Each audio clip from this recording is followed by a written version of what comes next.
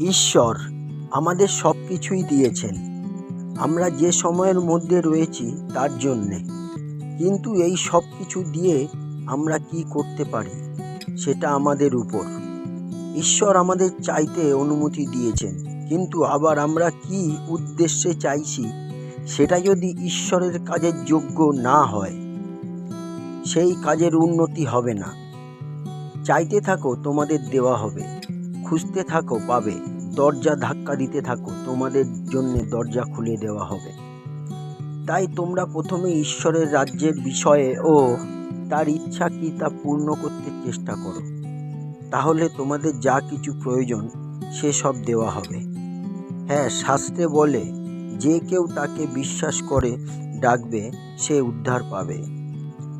ঈশ্বর কাউকে আহ্বান জানিয়েও দান করে অনুশোচনা করে না, কারণ ঈশ্বরের অনুগ্রহ দান ও ঈশ্বরের ডাক অপরিবর্তনীয়, কারণ তিনি কখনো তার আশীর্বাদ ও মনোনয়ন প্রত্যাহার করেন না।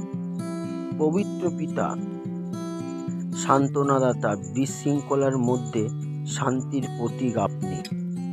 আমাদের ঈশ্বর যিশু, ধন্যবাদ প্রভু, পৃথিবীতে আসার জন্যে এবং এই সুন্দর স্বাধীন জীবনের উপহার দিয়ে আমাদের আশীর্বাদ করার জন্যে আপনাকে অশেষ ধন্যবাদ প্রভু। হালেলুয়া। প্রভু, আমাদের এই সঠিকভাবে ব্যবহার করতে সাহায্য করুন আপনার প্রতিশ্রুতি হিসাবে। হালেলুয়া।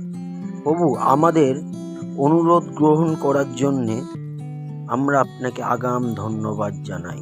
জয় যিশুর জয় হোক। আমেন।